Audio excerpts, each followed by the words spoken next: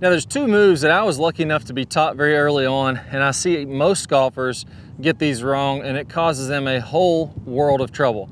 I'm gonna walk you through exactly what to do to get your body rotating the right way, your body rotating on the right plane, so you can get the club coming from the inside, from the slot. You can get your posture to stay in posture, and you can get that right elbow to stay tucked in on the downswing, no matter what day it is. If you think about it or not, it's just gonna come completely natural to you. So let me walk you through this step by step. It's gonna be a blast because you're gonna go out and hit some really good shots. Let's go and get started. All right, so the first move is to talk about how to get the hips and the shoulders moving on the right plane or from the inside. Now, what I see a lot of players doing, if I put this stick through my belt loops here, and let's say this is completely level, if I get tilted correctly and I tilt my spine a little bit away from the target, that means my hips bump forward as my upper body bumps back. That's gonna actually tilt my pelvis down a little bit. My right knee may even have a little bit of bend at address to make sure that I have a little tilt to the right. And now you can see this end of the stick is lower than this end of the stick. And as I go into my backswing, I'm gonna kind of rotate on that plane. So imagine a plane of glass kind of going this way. I'm rotating around that plane of glass and making a really good turn to where I can come from the inside. Now, when I get this little bit of tilt, the reason that's so good is because it clears up all this space in here to come from the inside. As I get that side lower, that allows me to drop my club in, to swing from the inside, and to always hit a draw. If I'm coming over the top and I'm steep, this is the opposite of what you're currently doing. You may be doing this even if you're a pretty good player. I know I did this for years. So we want to get a little bit of that tilt. So my hips go forward, my knee comes in a little bit, and then as I rotate back, I'm just going to rotate on that plane. So I'm going to set up correctly with this slightly tilted. I'm going to rotate. This will obviously come up a little bit again because that's on that plane of glass. So this side's lower at a address, this side's lower at the top.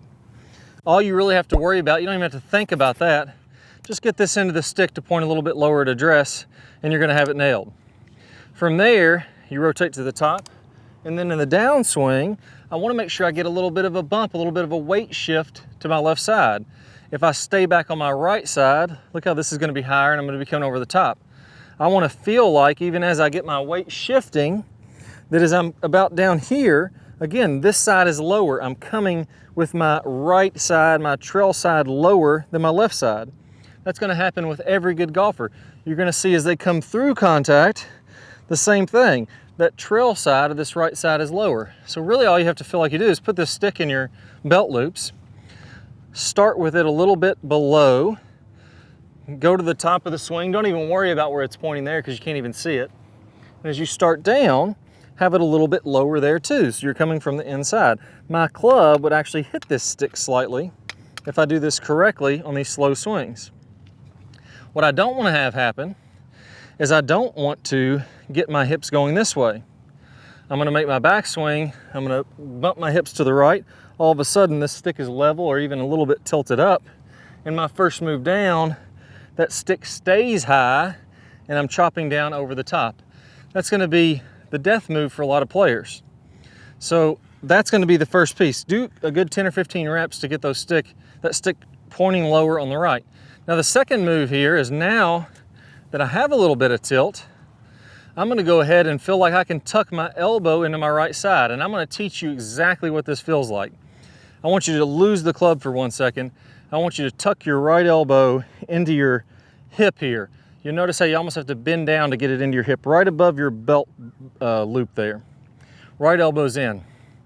My right wrist, instead of being flat, is going to be angled back. Now most people want to angle back the wrist like this, to where the club face is wide open. You can see from the down the line view, that would be my normal setup. Most people want to get this club angled like this.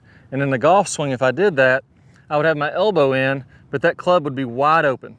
That ball would be going a mile to the right. If I was going to hit one here, it would just shoot off that way into a big slice.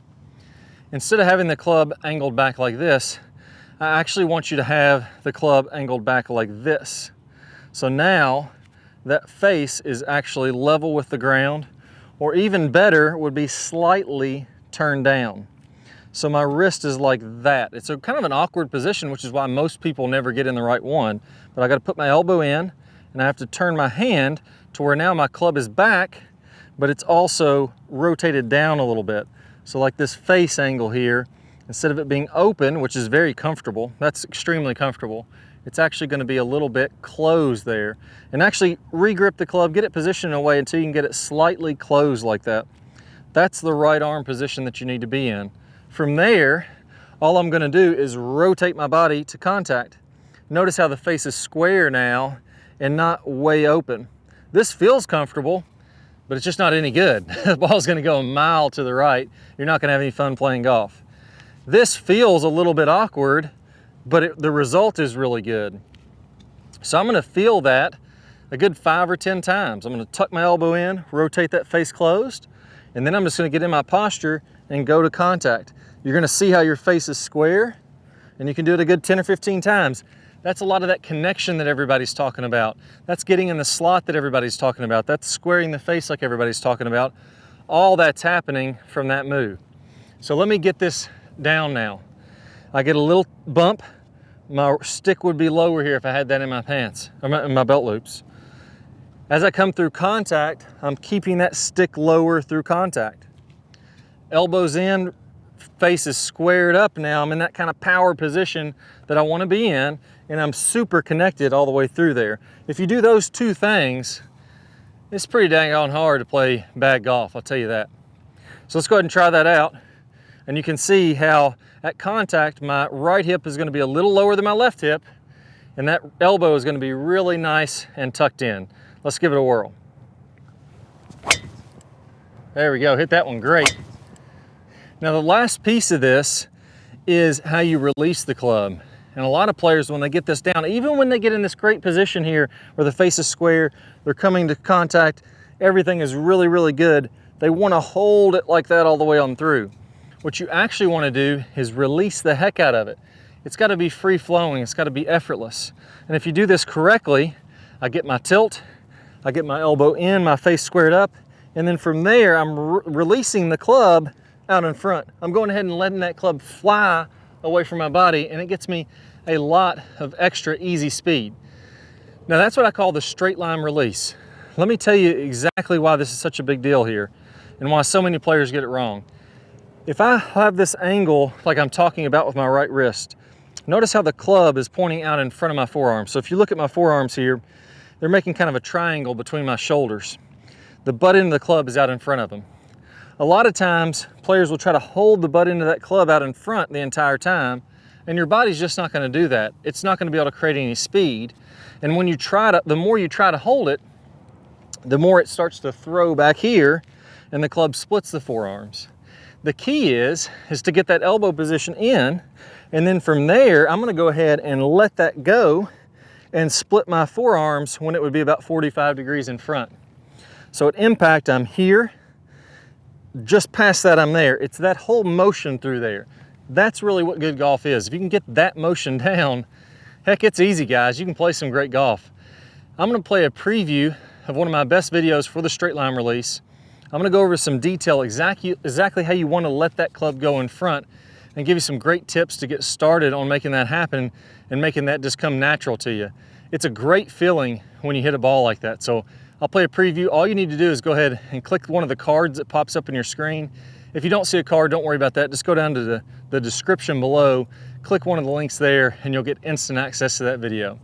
Best of luck, and I can't wait to share with you the straight line release.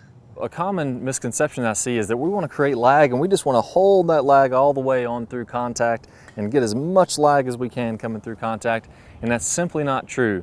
In the release section, we're going to talk about how to turn that lag into energy, how to turn that into speed so that you can hit it very far and do it, like we mentioned, without hardly any effort at all. And as we're coming through contact, we're going to fully release this angle as we're about 45 past contact. So if I draw, a 45-degree angle, I should be looking at both arms, nice and straight, the club splitting those arms. So that by releasing the club, by getting this angle to release as we're coming through contact, that's what's going to create the speed. Our hands are moving a very short distance, our club is moving a very long distance through contact, and it creates that whip-like effect. Very different swings hitting the exact same position. So first let's take a look at Dustin Johnson releasing the club 45 past. And the reason we're going to see such similar or such different swings producing similar positions is that this is the real physics of how this has to happen. Here we're looking at Sergio Garcia. Again, we're going to see tons of